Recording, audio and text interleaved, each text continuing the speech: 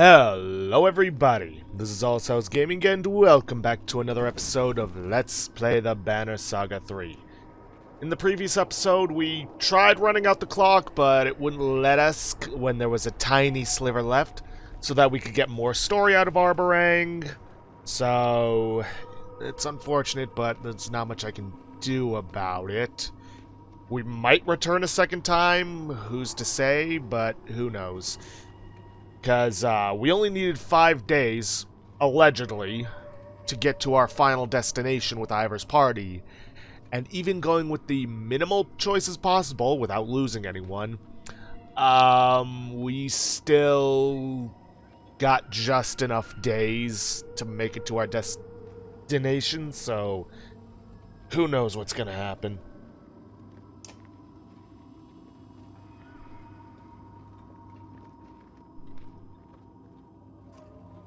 Why is it warmer right here? And why does this part look different from the rest? This is... hold on. Soaring shards of smoky glass just askew from the ground as if flung here. At first it looks like more of the inner Earth's strangeness, until you realize that these are splinters of the black sun. Images reflect off the mirrored surfaces, creating an illusory army of ravens as you walk through. Great. I didn't think I would hate this place. I didn't think I could hate this place more. Now there's 6 of Deitch. The nauseating, sweaty warmth still radiating from the fragments has everyone eager to pass through, except Ivan. He has stopped at once with his hand pressed against the glassy surface, looking at his own reflection. Come on, Ivan. It's time to go. I hardly recognize myself. Could be worse. Oh. I'm sorry, I didn't mean to compare. The reality of what I must do is sinking in. We're getting close. Avon stares out into the distance. Now's not the time for second thoughts. It was always such a long way off. There was more time. Time for what exactly? Juno revealed it already, but there's something you may not have fully grasped. Something she forbade me to tell you. She worried it might change things. No more secrets. Doesn't matter, option 1 gets more dialogue. The only way the Black Sun will return to the sky is for Juno to seal the darkness within. So she has to stay there. Trapped. For eternity. A fate worse than death. It was my fault. All she's done since is fight tooth and nail to make things right. All she's ever done. You can see anger spreading across Avon's face. He almost looks as if he's drawing energy from the sun shard. What if there is another way? Even with the sun broken, there must be energy enough here to destroy the serpent. It might be enough. Will killing the serpent even fix things? I don't know. I'm certain it will come for us again. There's nothing else for it to do. Why shouldn't I try? Why should I keep asking for permission? Avon, think of your friends in Arberrang. Avon's mouth becomes a thin line, and some of the fire in his eyes goes out. I know. I apologize. My thoughts have always been difficult to control, ever since my birth. My mother was the head of the Valka in her time. When she had a boy, the council was worried. The males of our kind have always had a touch of madness, to varying degrees. My father couldn't contain his own. I suppose that kind of power would be hard for anyone. It is a curse. I am only alive at all thanks to Juno, and she has kept this power within me from spilling out. When she spoke to me in a dream at Einartoft, I wasn't even sure it was real. I had gone so long without her help, I was starting to lose control again. Everything she's done was to heal me. And for that, she suffers. Can you imagine feeling so powerful and so weak at the same time? I can imagine. Avon nods as Folka approaches the two of you in a huff. You done with your little cry yet, you sad baby? Avon steps away from the sun shard with a scowl on his face, returning to where Juno awaits. That one's got problems, and that's coming from me. It's still hard to imagine those two falling for each other. You think so? You don't? Volko laughs as she punches your shoulder. I can see why you wouldn't get it, Varl. It's not just the one arm you're missing. Every girl in the world wants a boy to promise he'd give her the sun and the stars. Imagine having the one man who actually pulls the sun out of the sky for you. Volka almost looks embarrassed with herself as you head back to the caravan.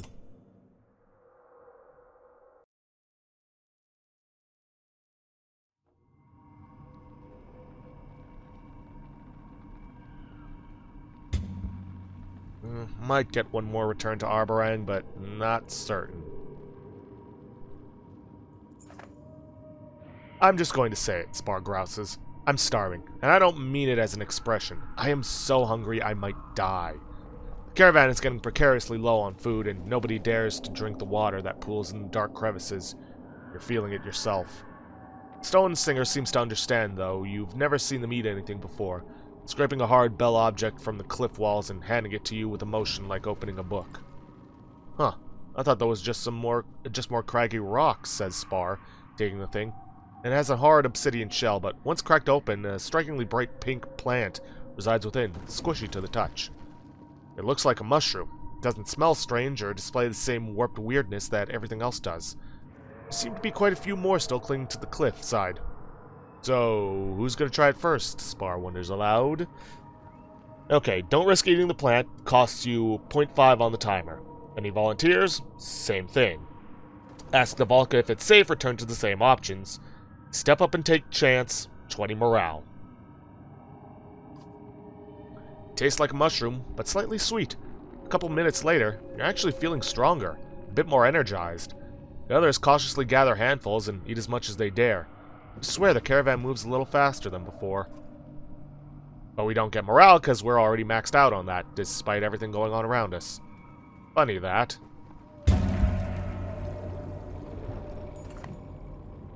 Keep a friend company, Alfred beckons during a short rest, patting a lonely rock at the caravan's edge. Innocent enough, but you see ulterior motives on her face, brighter than the white tower in the distance. You have something on your mind? You, Iver. It's funny. I should hate you. Many sculptors are my friends, and you are who they tell their children to fear. But I don't hate you. The more about you I know, the more I like you. Is that really what you wanted to talk about? Straight to the point. Avon and Juno, they trust you, don't they? But I wonder if they have earned your trust. Do they have yours? Of course not. Now, Juno, she may be weaving little truths, but step back. Look at the whole tapestry. They wield terrible power. Perhaps you've noticed. It's exactly why they made the Order of Menders. Ah, look over here. We're only healing the sick, building houses. Pay no mind to the madmen on ivory towers, turning the world inside out. I've considered it. Come closer. Avon created a Fane immortal. Can you comprehend? Juno cannot die. But that wasn't their goal, was it? What is immortality without power? Misery. No, I think they are trying to make a god. To make themselves gods. Don't tell me you believe they've come so far just to undo it all. I do. Then wake up. There's no more room for ignorance in this tiny bubble. Say nothing now. I'm not asking you for promises. But a time will come, and soon, I think, when you'll see the truth unfolding before your eyes.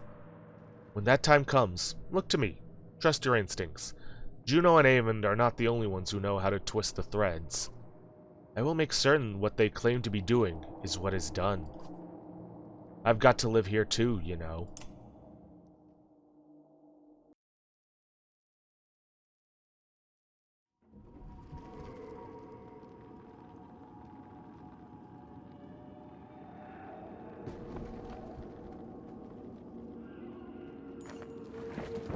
Distant rumble approaches, and all the things in it could be raced through your mind. Someone shouts, "Earthquake!" as the ground bucks beneath your feet. Violent shaking peels rock sheets off the nearby cliffs. They crash around you in a great billowing clouds of dust. "Is everyone all right?" you shout in the aftermath. "Knew I recognized you from somewhere," Valgard shouts. He's swinging at Ollie with clenched fists. "This bastard tried to push me into the falling rocks. As the confusion and the dust clear, frustrated ravens are letting off steam with chants of fight. Pretty much all of these get you nothing, but What Is This About offers the most dialogue. Ollie murdered a warlord in Strand back when I was guard captain. I never got a chance to thank him for all the good friends who were killed as a result. Liar! I've never been to Strand. You're both lying, Juno interjects in a dark mood. Ollie traveled to Strand where he did ignite a war, but no one was pushed toward falling rocks. And if you both wish to keep your history in the past, both men pale from Juno's icy words, realizing they can keep no secrets. That earthquake was no coincidence, Avon says, changing the subject. Same as when the serpent carved chasms through the earth above. Be on your guard.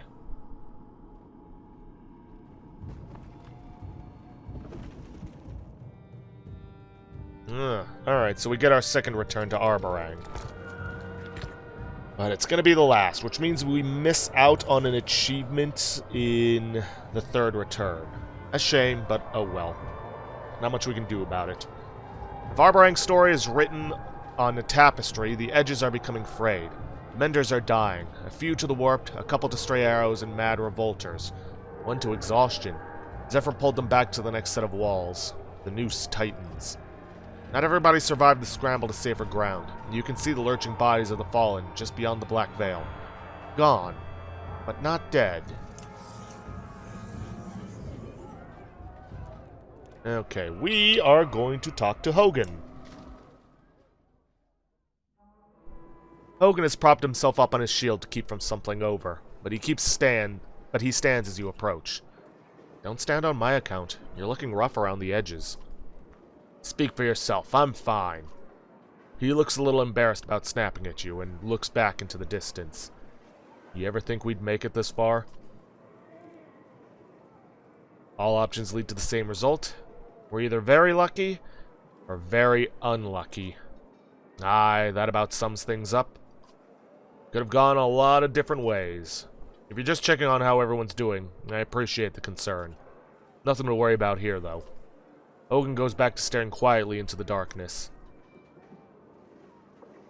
Alright, everything can be explored. The last one gives us more morale. Nothing you want to talk about? Tired of talk. Tired of fighting. I'm just tired of survival. Couldn't the gods have done this differently? Why make us eat in fear and hate? Nothing stopped them from taking it all away. Smarter people than me haven't answered that one. Feels like being stuck in a bear trap, and I'm tired of it. Hogan goes back to staring quietly into the darkness. How's your family, Hogan? Hanging by a thread, Hunter. Hanging by a thread. Who isn't?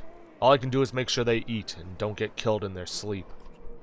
If I can't keep them safe, what kind of man would I be? I know what you mean. Now listen, I know what you've been through. All my words are coming out wrong. And don't take it to heart. What do you think is on the other side of that darkness?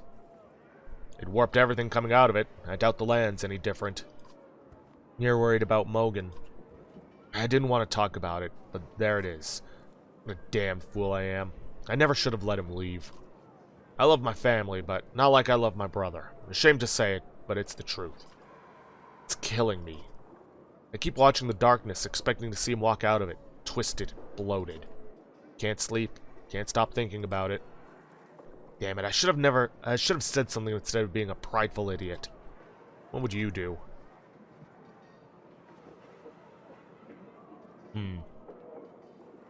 Forgive yourself. Don't you tell me to just get over it, of all people. Maybe I'm the only one qualified to say it. Maybe you are. It doesn't mean I can do it. Hogan goes back. I'll let you have your peace. Take care of yourself. Like I said, don't worry about me. Maybe I look rough like you said, but I'm not going anywhere. Not while I can still stand.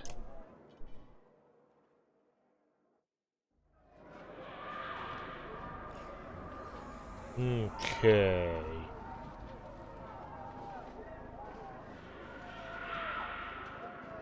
Let's head for the wall. Come quick, says a bloodied guard. He leads you up the walls to the menders, worse for wear. The warp pouring out of the darkness are still mostly dredge, but now you recognize more and more of them as Arberrang's clansmen, turned into nightmare creatures. Whereas you begin noticing a pile of dead guards and a panicked Mender holding his light against the approaching warp. I'm still here, pants Petrus. He kicks a warp dredge over the side of the wall. Lost a couple Menders, and the warped are coming a lot faster now. Glad to see you, but I don't know how much longer we can hold out. Already a new horde approaches. Now, depending on who you left in charge, will determine how much extra time you get. If you left Luden in charge, you get 1.3 to your timer. Petrus, you get 0.7. Scathach, you get 0.4, but he dies. Nobody?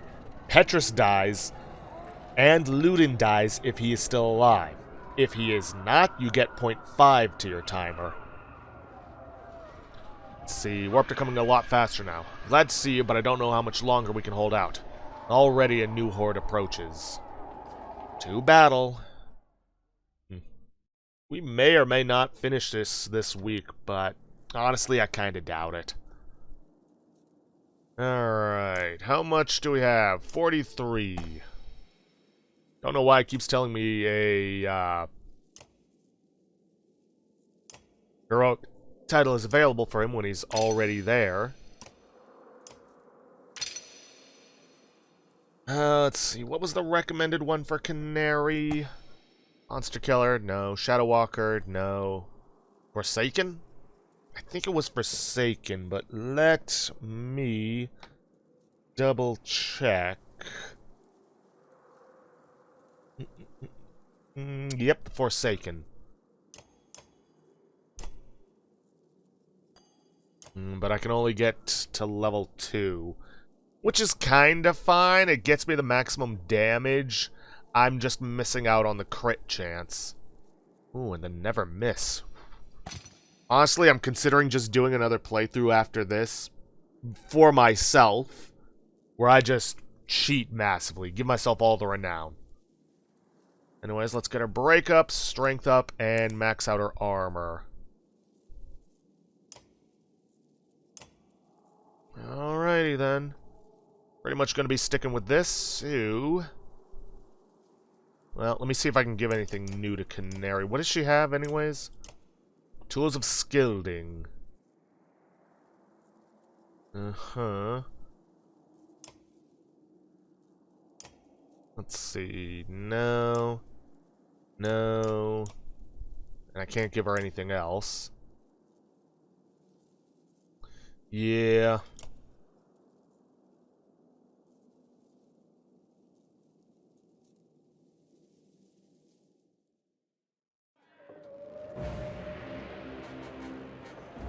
Okay, now, are we dealing with a wave battle?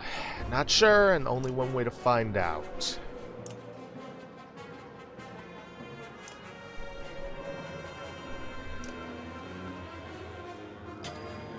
Yes, yes we are. Alright, at the very least I can take this one out and mostly wound this one with Hack On.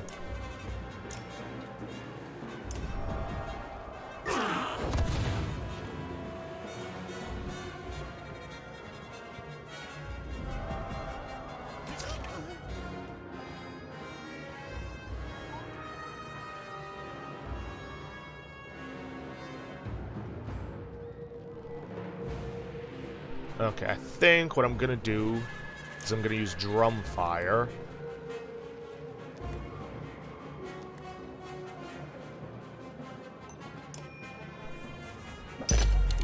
Get both of these.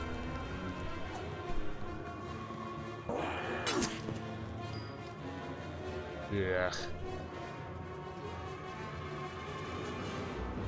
I don't want to put them there because that would get rid of her Forsaken bonus.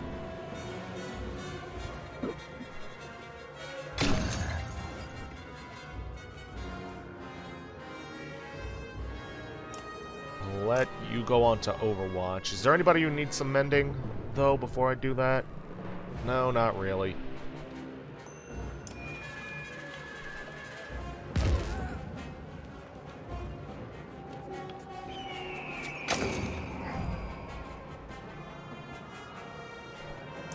Scathach, let's see if you can mule kick this guy.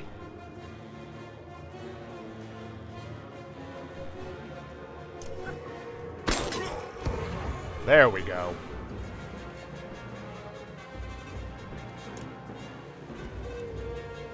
Yeah, I definitely see the Scathach Overwatch combo being pretty good. Let's see, take out this one.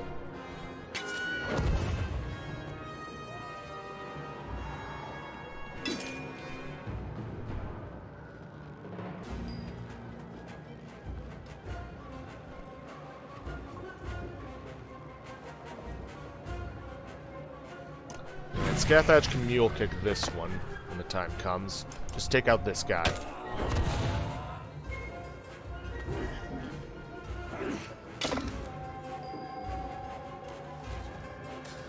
Okay. Bastion, take out this one.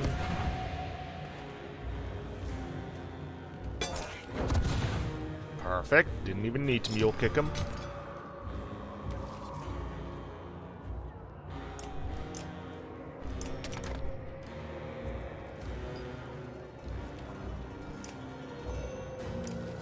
Honestly, just start sharpshooting this one.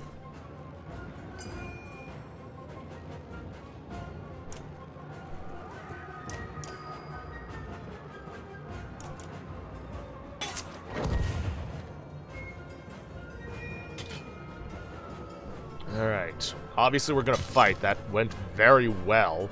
Took some damage, but not so much that it's gonna be an issue. Alright, let's get Eggle front and center. Scathach, I think we'll leave there. Canary is good there. And let's spread out Hakon and Bastion along the wall.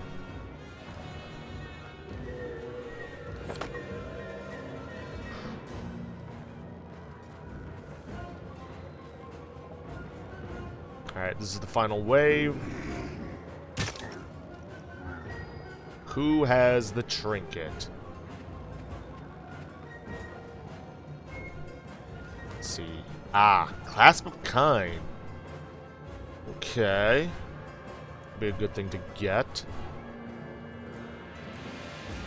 Unfortunately, I can't move Hakon into a position where he can take advantage of his Tempest. Because they're too spread out, so I'm just going to have him take out this guy.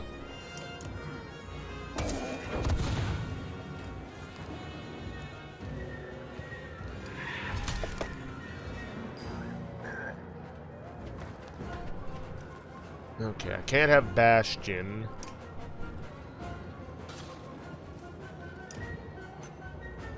Going near the allies, because otherwise that status effect is going to spread. So I just need him to start taking out the Clasp of Kind guy.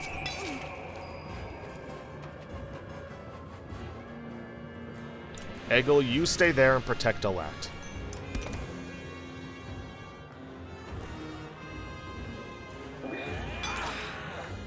Or not.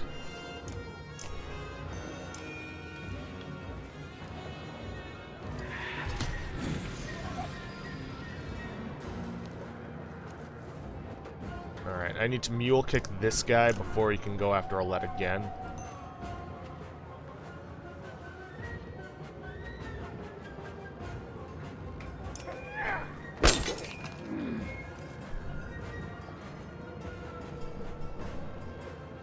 And if I move him here, it will drain some of his willpower, but it will block off some enemies from getting too close to Alette. Hopefully.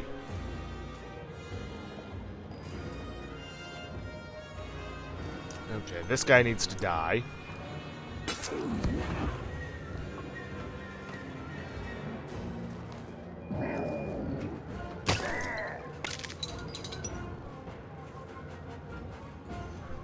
Hakon, get over here. Take this one out.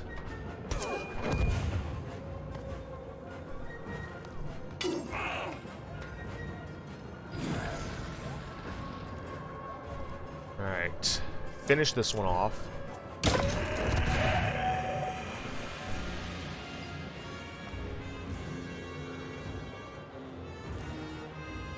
And Eggle, you just stay here and keep doing what you're doing.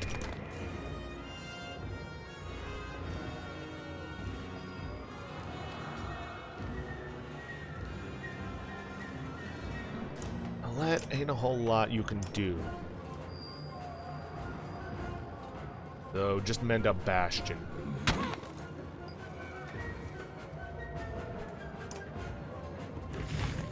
Alright, finish off this guy.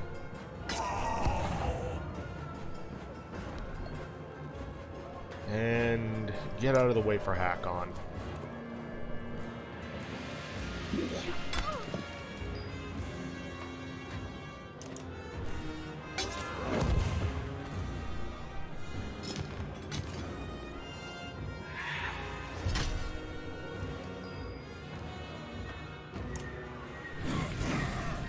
Don't care about the willpower being drained because this guy's one hit away.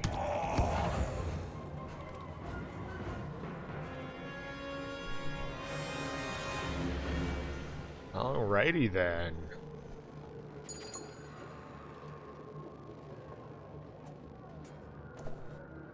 Let's see, unassuming copper bronze grows stronger with each generation.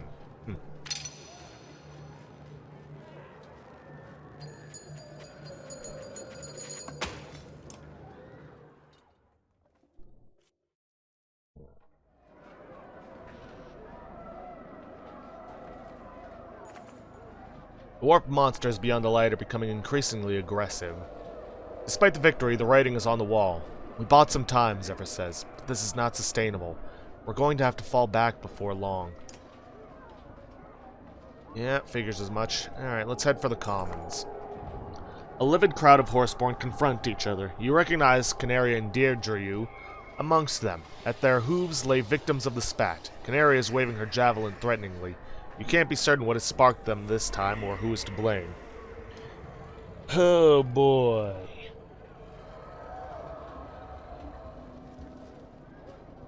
So, if we convince Canary to put down her weapons, if Canary is exiled, that gets us 0.7 on the timer. If not exiled. If she is exiled, it gets 0.2 to the timer, and Deirdre dies. Don't want that happening. Try to find out what happens and put it to rest. Timer plus 0.3. Deirdre dies. Break up the 2 by force if necessary. Gets his timer 0.5. You wade in with your banner above your head, threatening to bring force against anyone who doesn't walk away. Grudgingly, they separate, until the only thing still being thrown is insults on the wind. You never do find out what happened, but such things are becoming troublingly common. Alright.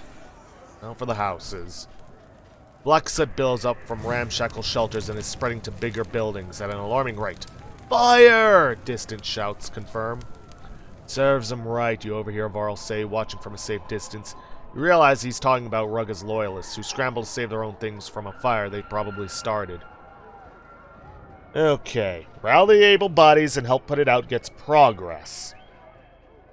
This is an opportunity to press an attack, gets you 0.9 to the timer. Let things play out on their own, gets you 0.3 to the timer. Best choice. If you choose progress, a few brave hearts join you, creating a chain of water buckets. It's water you doubt you can afford to lose, and worse, you don't seem to be making much progress. Fire continues to spread. Cut your losses and retreat gets you 0.3 to the timer. Double down and get the Varl involved before the whole city burns gets 0.6 to the timer, but Gris dies.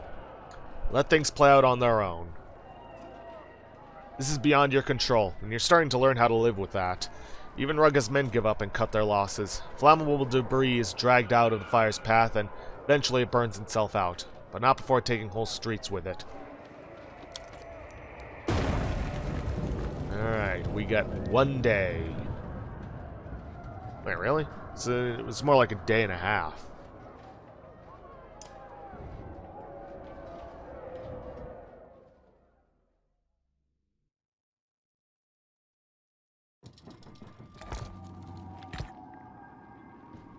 Alright.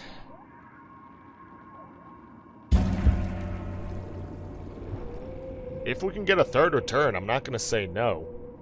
So, these cliffs were homes for the dredge? Yes, as before. Why do you ask? Oh. What do you know? We are getting our third return. So we do get the achievement.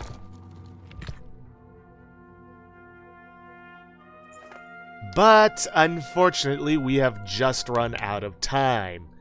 So I'm going to end things off there for today. If you guys like what you see, please leave a like, subscribe for future content, don't forget to hit that bell icon to get notifications for when I upload, or to hit the straw poll link to vote for our next Let's Play. And please, leave a comment down below this video. I'll see you guys in the next episode. Thanks for watching.